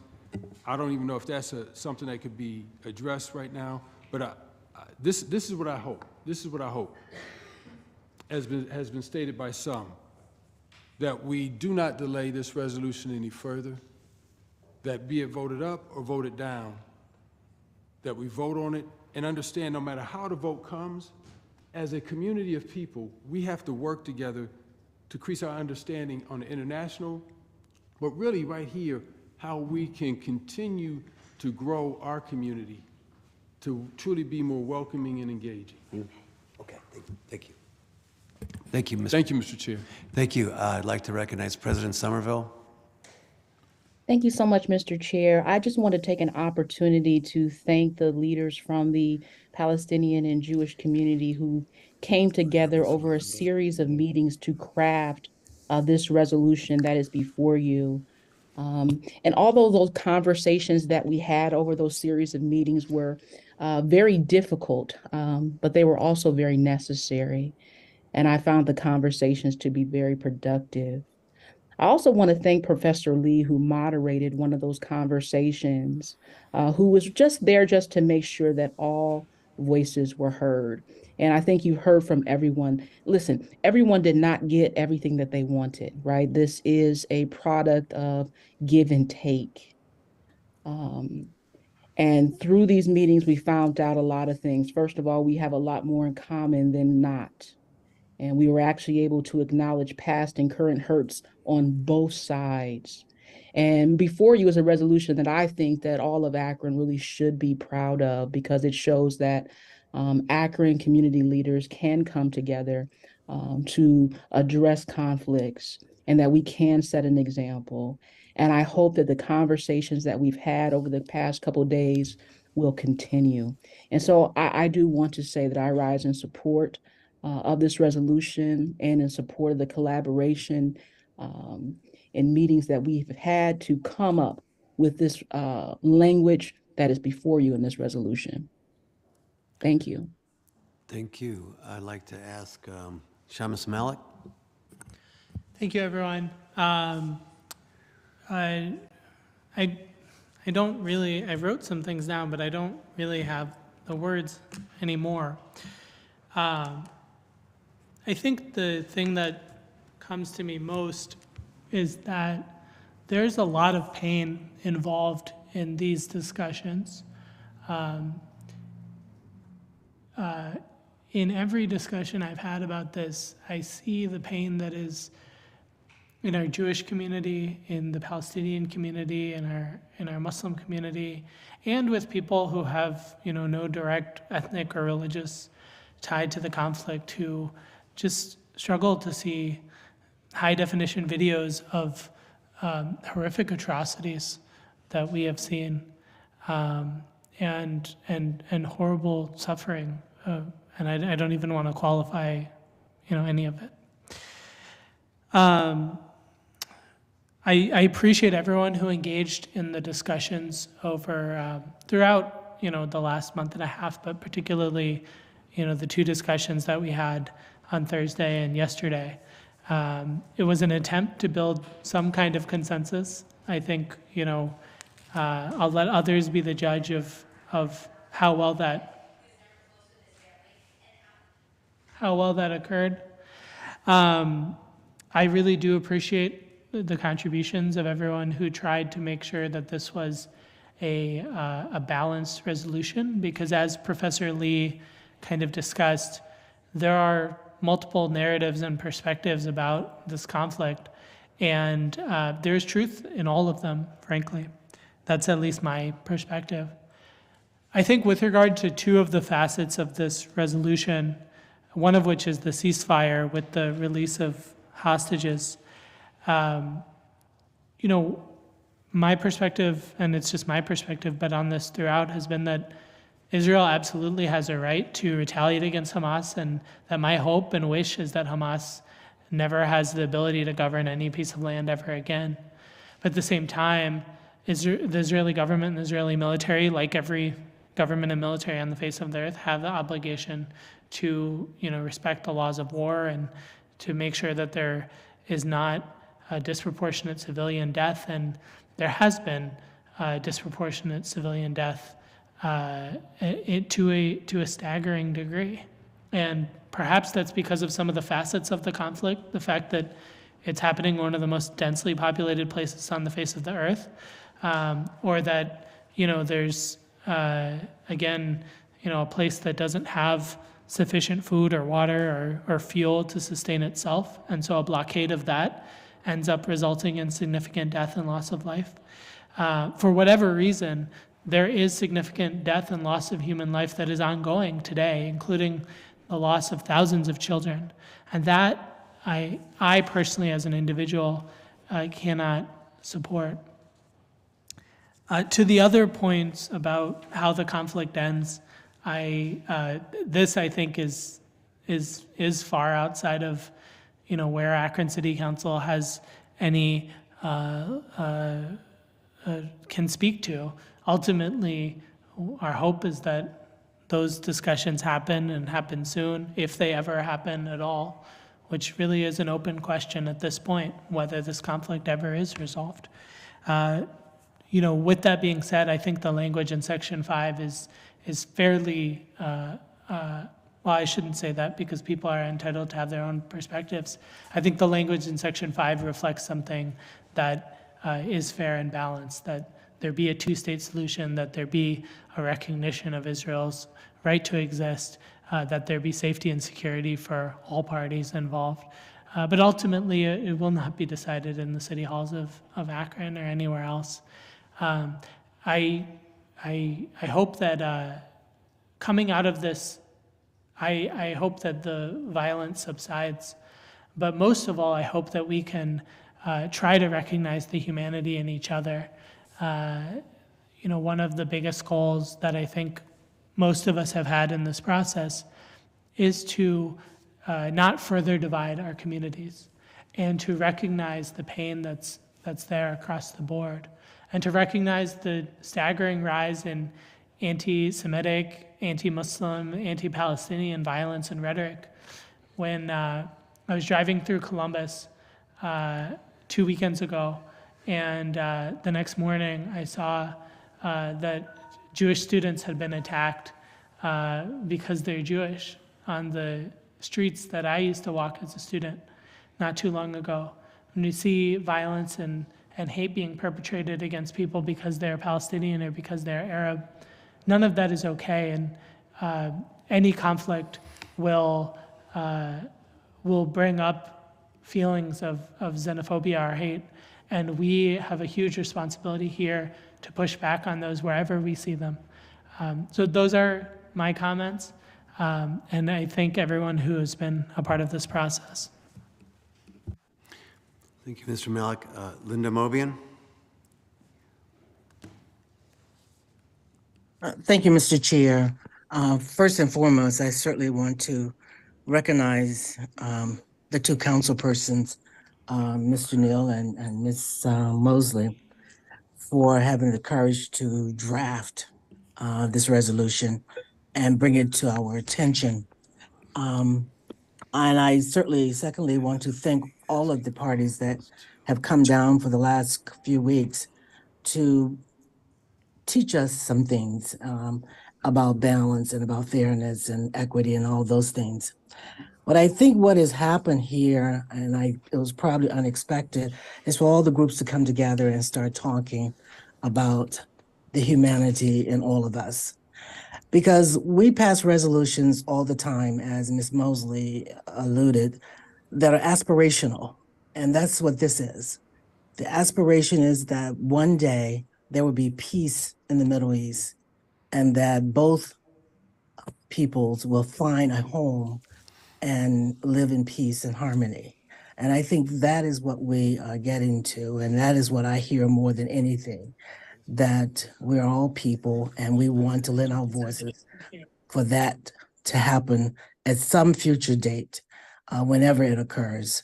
And it's true that we have all been seeing terrible atrocities on our televisions over the last few weeks. And it's so unfortunate with all these innocent people participating. But I certainly will lend my support to this resolution. And I thought about this after hearing all the voices last week, and then to hear more voices today. I am truly committed to the resolution. I realize that I don't think you ever get 100% of anything, but I think this is close enough for me. And the aspiration of peace is I think in all of our hearts and minds. And I thank both of them and all of the other parties that participated in refining this resolution, but thank them for bringing it forth. Thank you. Thank you, Ms. Mobian. Any other comments or questions? I don't see any. Thank you all. I have to agree with Mr. Neal in terms of, yes, we are a global community. That's what we're striving for. That's why this is so important to us. Read a book a while back, The World is Flat. It's becoming flatter. And what happens in one part of the world affects everyone. And so in our efforts to become a welcoming city, to become a global city, these are important conversations. And I have to also agree with what Ms. Mosley said in reference to the give and take, the process. And we work real hard on those collectively. The last meeting we had, we began the meeting with a prayer. It was a prayer for peace and for the process that Gary Rosen had mentioned. And then we ended the meeting, and it was ended with one from the Palestinian community saying, let's continue to pray, and let's all continue to pray. But I believe that we should focus, and exactly what Rabbi Brown had mentioned, I believe it was your son, that's what we can do, and that's what we should do, and that's what we have to do, is educate one another, each other, and reach out and do the work to educate one another about each other, no matter what that is, the differences between us, because there is so much more, as was mentioned, that we are similar versus not similar. We're so much more similar than we realize. And I just got to echo what everyone has said. Thank you. Thank you for bringing us all together, for continuing the discussion. Let's just end this comment period, I guess, with, just like yesterday's meeting, let's just continue to pray for peace. Okay, with that, I'm going to ask for a motion. We could, if there's any motion on the floor at this time. I move that we pass the resolution with suspension of the rules.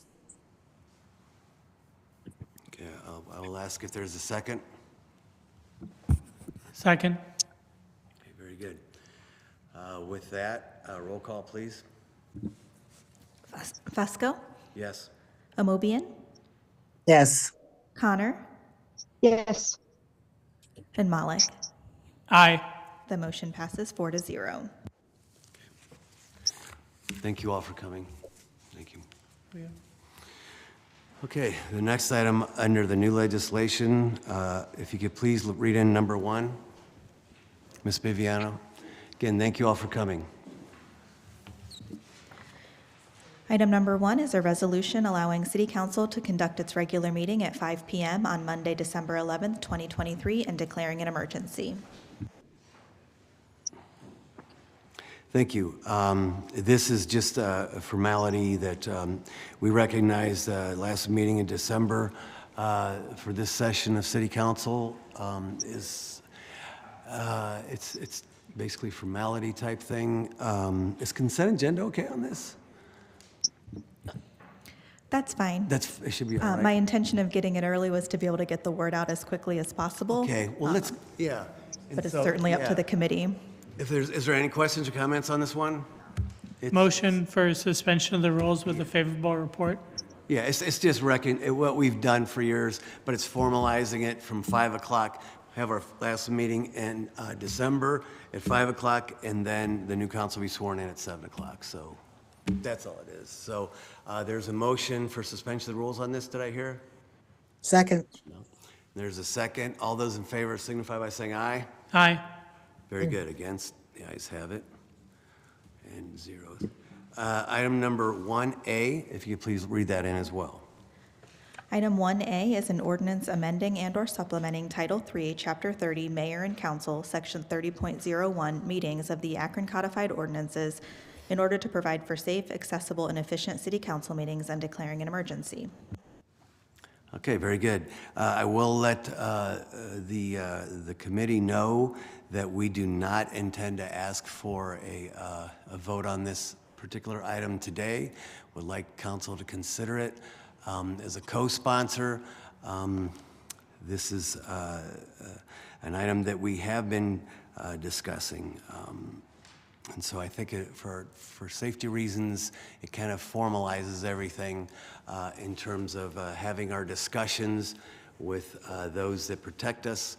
And so, but I'm not going to ask for a vote. I don't know if the co-sponsor, Margot Somerville, has any questions or comments, I should say. No, I think, Mr. Chair, you said it perfect. We've provided it for council to review and to have further discussion on at a later time. Let us know if you have any additional questions. Yes, thank you. Ms. Mobian? I don't have a question. I guess I just continue to have thoughts about these things. It would be helpful, I think, to all involved if when we start talking about council's rules, that we somehow involve council. That I think that would be helpful so that we can all chime in just to give you our perspective about these things. And there are some things that are being recommended that I certainly support and others that I have some concerns about. So thank you for that. I think that would be helpful. Thank you. Is there a motion for, Councilman Malik? Thank you, Mr. Chair. I just want to speak to the need for council to move slowly on this. I think that it is true that the tenor of debate at City Hall has risen, and that we all want to make sure that there's safety and that everyone's treated with dignity and respect, and that everybody has an opportunity to meaningfully participate in the process. With that being said, Sorry. I think that it's important that we note the fact that this is happening all across the country, and that communities across the country are looking at how they do public comment. And Cleveland is looking at changing their own policy, which was only put in place a year ago. I think that we need to be very careful when it comes to limiting the number of people who can speak. And I think that we don't want to chill opportunity for people to weigh in, and we don't want to react in a way as to one specific issue, which obviously for the past few weeks has been the conflict in Gaza. And so I do think that there are changes that are welcome, but and particularly on the signage and some of that, and making sure that there's decorum. But I do just want to encourage us to move slowly on this and to listen to feedback from people. Very good. Any further questions or comments? Mr. Neal? Yes, Mr. Chairman, and so I'm kind of lumping these together, so if I'm out of place, I'm speaking on the rules changes, forgive me. I agree with my colleague. I think we need to move slow. I think we need to give the public a chance to comment on this. If you remember when a public comment period was brought to us, there was a lot of apprehension. We thought people were going to abuse it. And for the more than not, public comment period has been very beneficial to council. So I think we definitely need to hear from our constituents. My one concern that some have shared, and that I think the part about, and if I'm out of line with this one, this is what I'm saying, the part where we're going to limit it to 10 people to speak. Mm-hmm. That's the next piece. So I thought I was running them together, so forgive me. So That's okay. I'll hold my comments. Well, we're going to ask for time on both anyways, Okay. so we can get input from the community. Okay. So, yeah, we're not going to be in a rush. Okay, on so it. I can hold those for the other one. Sure. And since we're going to have comments on what was just shared and I've jumbled them together, I'll just wait to that time. But let me say this, I do know some of these folks that are down here were down here for this piece right here. I don't know if did we're get taking a any request, comments. yeah. I did get a request from Mr. Wilson here, but I understand he also signed up for 7 o'clock, and it just seemed to be redundant during committee to then, so that happened. You can shake your head all you want, but that you also requested that. So again, it's going to be redundant. So with that, and like I said, we're asking for time, so we will be able to gather input from the community. And I suspect we're going to get quite a bit of that, and we welcome it. So with that, is there a motion to refer this item? So moved. Is there a second? Second. All those in favor signify by saying aye. Aye. Aye. Against? Very good. 1B. 1B is a resolution amending Resolution Number 2, 2021, to amend and/or supplement the rules of procedure for the Akron City Council and declaring an emergency. Thank you. Questions or comments? Yes. Ms. Mosley? I know you said we were going to take time on this, but I think on this piece of legislation, because it's so robust, when I look at 1A, it has what sections are being redacted or which ones are going to be changed. On this 1B, it doesn't say what is going to be changed in what section. So I'm going through it line by line and looking through. So I almost have to take the old piece and put it next to the new piece in order for me to even see what is being changed or what is being proposed to be changed. One of the things I do want us all to consider while we're looking through here making the changes when we talk about Rule 1.4 virtual meetings, I appreciate and I understand the need for people to meet virtually during committee. But during the evening, I think that, Madam President, that's something that you should reconsider. When you look around this horseshoe some evenings, when you only have 4 council people here, and the other ones are sitting at home on virtual, unless the person is sick or in the hospital or out of town, I think that's something that needs to be considered when you can sit home in the luxury of your house and not even show up for the people who voted for you. That is problematic. I'm not going to point people out, but some of us haven't been around this horseshoe since May, and that's a problem. I can understand if you're sick, I get that. If you have COVID, I get that. If you have a death in the family, I get that. I get even committees in the afternoon, get that. But in the evening, when half of the council's not even here, it just looks bad. It looks bad, and it looks very unprofessional. So I hope that you will consider that in Rule 1.4. When you go over to, I think Rule 2.4 has changed. So it's, the election of officers is in January. Didn't we normally do that in December, like when the new council was sworn in? So is that one of the things that's going to change, or is that in January? It's been a while, so just January. correct me if I'm wrong. Is it January? Okay. Yeah, Okay. I agree with allowing the community to speak before we start our council meetings. I think that will actually benefit this council, especially if there's something that we're getting ready to vote on. I think limiting it to 10 seems problematic for us, because what if someone doesn't use the whole 3 minutes and then there's time?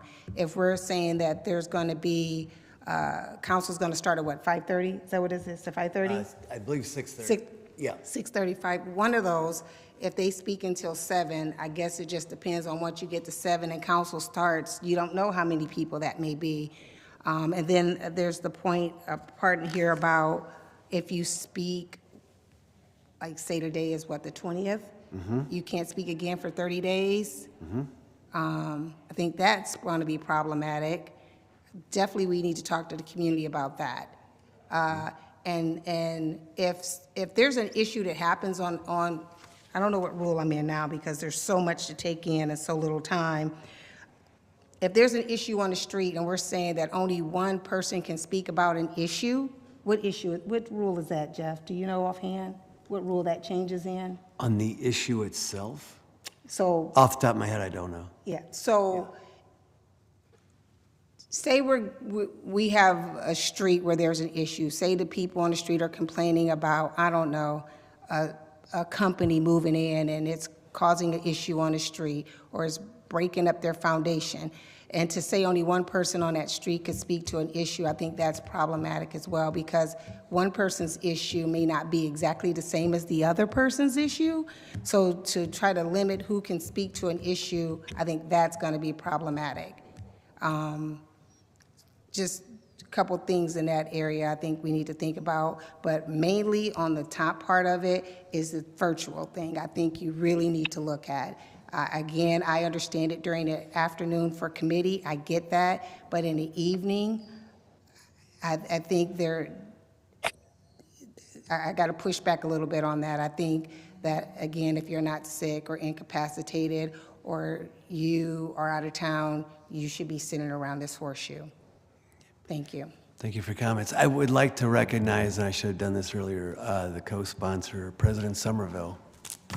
Thank you so much, Mr. Chair. Again, these are some proposals that we are bringing before council to review, and also so we can get comment from not only council, but from the public.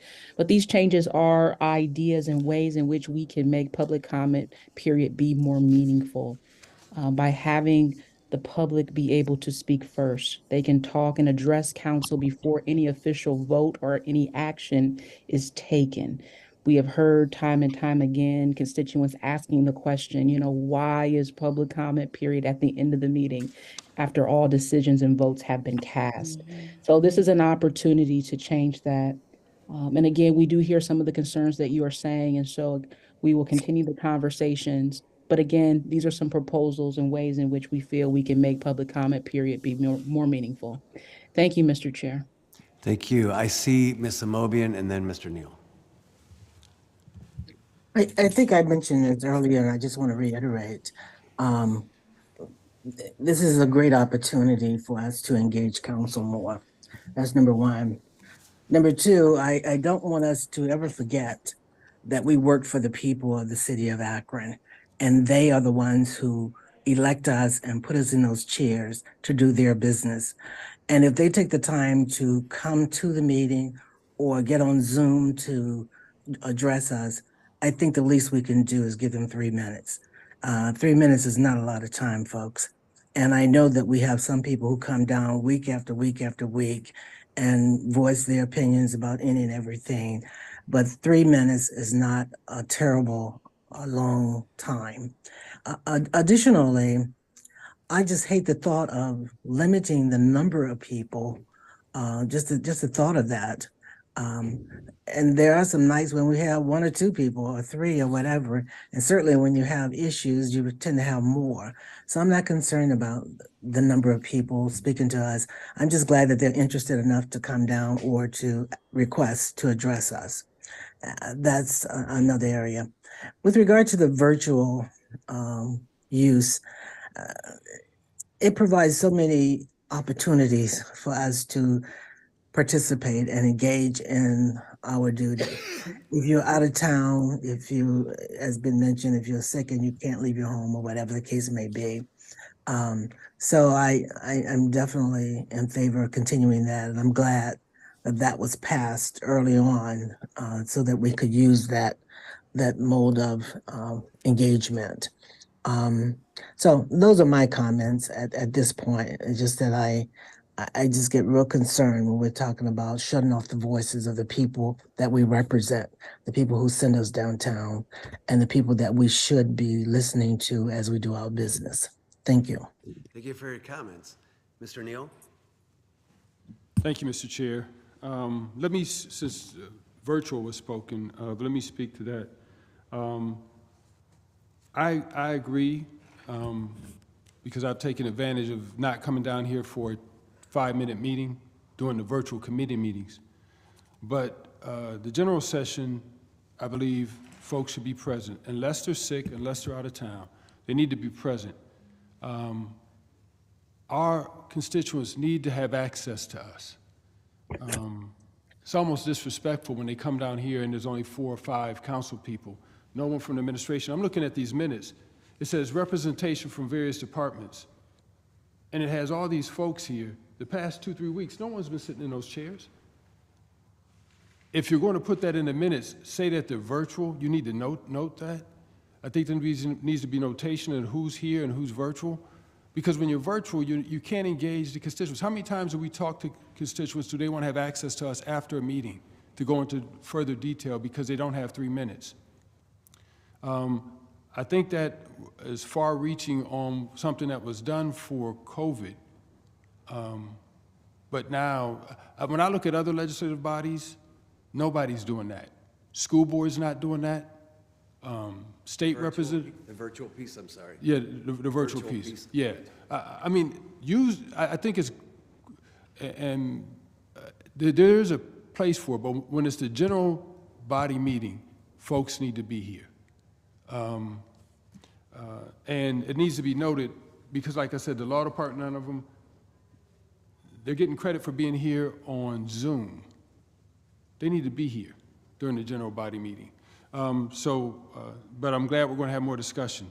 In regards to the public comment period, I like the offering of 10 before if it's an issue on the agenda, but I would keep the public comment period after the meeting as well. And just say if you spoke during the 10 minutes, if you were one of the 10 people to speak before, then you can't speak afterwards. But there's many issues that we're voting on that people want to be able to speak. So put the 10 up front and then leave the open comment period afterwards. Because and restricting them to 30 days, I don't know where that came from. How many times has someone who I have great admiration for, Reverend Beatty, had to come down here 3 weeks in a row because he can't finish in 3 minutes. And so he picks up where he was. And it's not just idle chatter. He's making a point that if we're listening, it helps us become better legislators and more empathetic to the needs of our community. Speaking on that, something that's not in here that I would like to see. And we, working with the Ohio Municipal League, we noticed this when we were all reimagining public safety. We looked at their training and how they were trained. And none of us would think of putting any of our safety forces out on the street without them being trained. Been on council 14 years. There has never been a collective budget training session for this council. One of the most, if not the most important thing that we do is oversee the budget. Matter of fact, this council voted down being trained by the same folks that train our finance people. I'd like to see where council puts in place where within the first year of council collectively goes through training on how to understand the budget. That could be open for citizens to watch that training. There also needs to be a part where council goes through a part understanding the basic function of council. I say that because during my travel, it was always about being educated on how to be a better legislator. And I know that council needs to understand, one, we are not a little brother to administration. We're a separate branch of government. Understand what our full responsibilities are as legislators, and then understand how to write policy. So I'd like to see those things. There's nothing in here about the education of, council members. I'd like to see that added. Thank you. Further questions or comments? A motion to refer? I'll make that motion. Is there a second? Second. All those in favor signify by saying aye. Aye. Against? The ayes have it. Thank you all. I believe with that, the Rules Committee is adjourned. Thank you. That is the final committee meeting of the day. Council will meet at 7 p.m. tonight. Thank you.